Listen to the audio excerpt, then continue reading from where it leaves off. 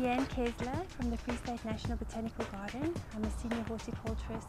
Free State falls in the grassland biome, and the grassland biome is characteristic for its veld-like vegetation. What else is characteristic of a grassland biome is its very hot summers and its very cold winters.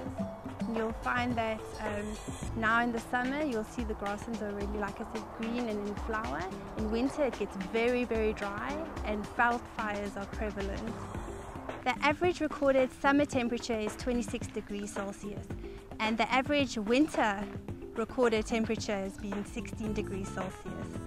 The highest recorded temperature was 39 degrees Celsius, and the lowest has been -10 degrees Celsius.